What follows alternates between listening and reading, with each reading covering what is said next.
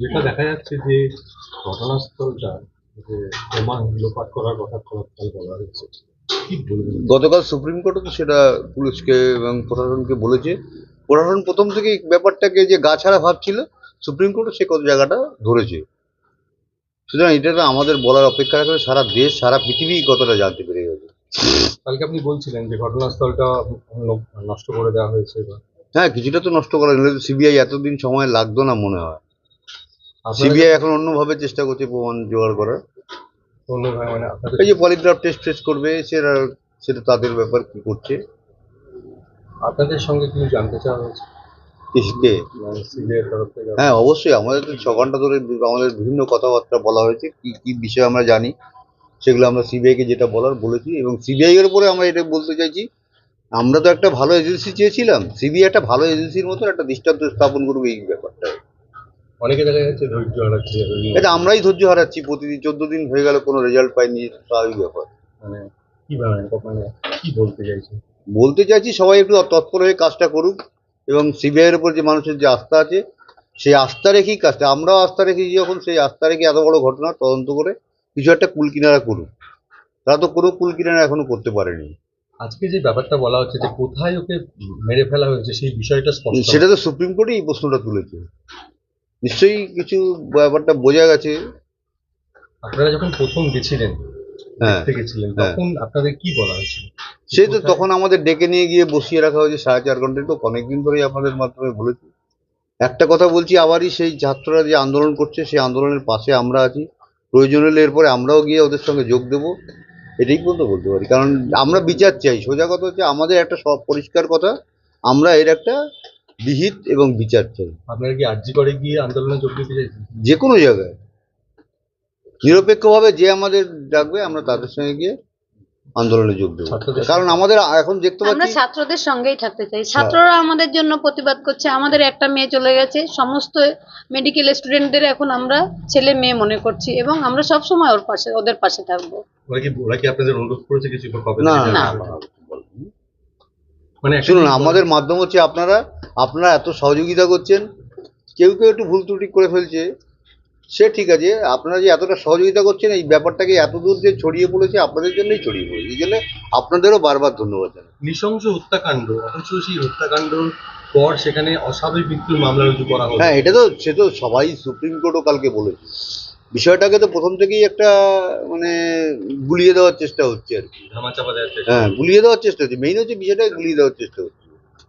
সেটা কি আপনারা প্রথম থেকেই ছাত্ররা বিক্ষোভ আমরা এটা আন্দোলন প্রথম থেকেই বুঝতে পারছিলাম কাউকে আড়াল করা হচ্ছে, কিছু একটা মানে খুব গুরুত্বপূর্ণ বিষয় আড়াল করা হচ্ছে প্রথম থেকেই একদম। কেউ ওর সঙ্গে জড়িত আছে যাকে আড়াল করার প্রয়োজন পড়ছে সরকারের। এমনকি অনেক খুন ধর্ষণ এগুলোর সঙ্গে জড়ানো হচ্ছে, কিন্তু আমার মেয়ের ব্যাপারটা আমি মনে করি সম্পূর্ণ আলাদা। কারণ সে একটা অন ডিউটি ডক্টর ছিল ওখানে, তার এরকম পরিণতি অন্য কোনো খুন ধর্ষণ মামলার সঙ্গে জড়িয়ে ফেললে হবে না। এটা আপনারা যখন পৌঁছেছেন তখনই বুঝতে পেরেছিলেন যে এরা কিছু চাপা দিতে চাইছে? আমরা বাড়িতে থাকতেই, আমরা যখন গাড়িতে ছিলাম তাদের গলার টোনটা শুনেই আমরা বুঝতে পেরেছিলাম। একটা যে মানুষকে একটা দুর্ঘটনার একটা খবর দেবো, তার একটা যে মোটিভটা দেখলেই বোঝা যাচ্ছে। এবং সুপ্রিম কোর্ট এই জায়গাটা তো সেই অ্যাসিস্ট্যান্ট সুপারকেও ধরেছে বিষয়টাকে। এই যে পুলিশ এবং হাসপাতাল কর্তৃপক্ষ মিলে মিশে একটা চক্রান্ত করছিল যখন আপনারা যান। অবশ্যই এটা তো এখন তো প্রকাশ্যে এসে গেছে বিষয়টা, এটা আমাদের বলার অপেক্ষাই নেই আর। যখন আপনারা যান তখনই তো আপনারা বুঝতে পেরেছিলেন। হ্যাঁ, পুলিশ আপনাদের কোথাও সহানুভূতি? আমাদের পুলিশের উপরে আস্থা ছিল না বলেই তো আমরা ভালো এজেন্সি চেয়েছি। আস্থা উঠে গেছিল বলে প্রথম অবস্থায় দেখছিলাম যে যা কি করে দেখি, একটা দূরে এত আশ্বাস দিচ্ছে দেখি, তারা স্কটল্যান্ড ইয়ার্ডের সঙ্গে তুলনা করা হচ্ছিল কলকাতা পুলিশকে, পৃথিবী বিখ্যাত। কি পৃথিবী বিখ্যাত, আমি তো ব্যাপারটা বুঝতে পারলাম না।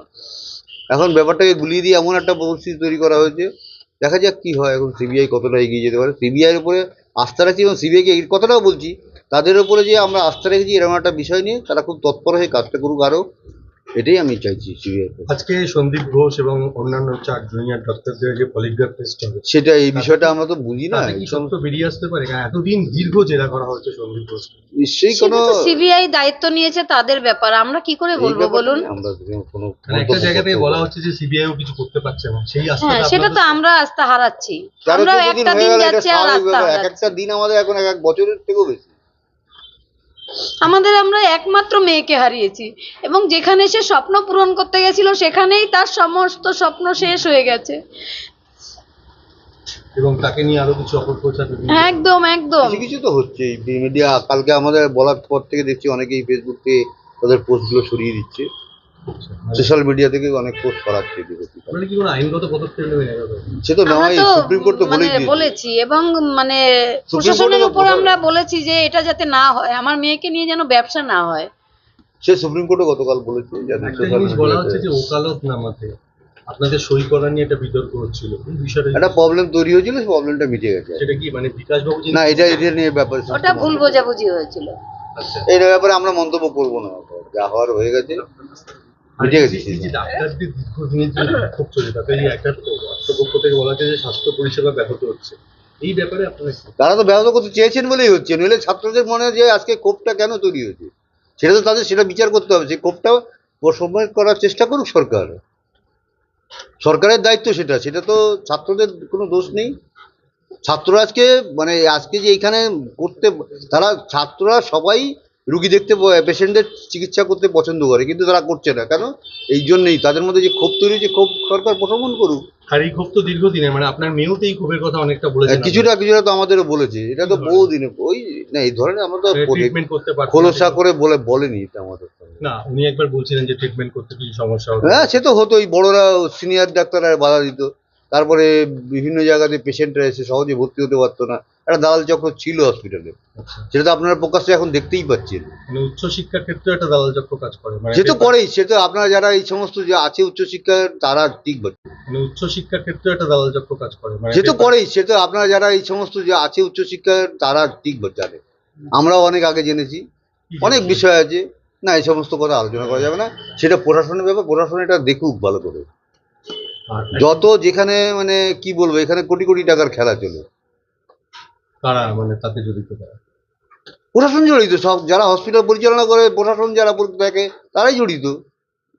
এটা নিয়ে তো যারা জুনিয়র ডাক্তার তাদের একটা হতাশা আছে। তা তো অবশ্যই আছে। তারা তো আর অত কষ্ট আর একটা প্রচুর পরিশ্রম করে আজকে এখানে উঠতে হয়, তারপরে যদি গিয়ে এরকম একটা পরিস্থিতির মধ্যে পড়ে, স্বাভাবিক তারা হতাশা তো ভুগবেই। এই কারণে কি আন্দোলন আরো তীব্রতর হবে?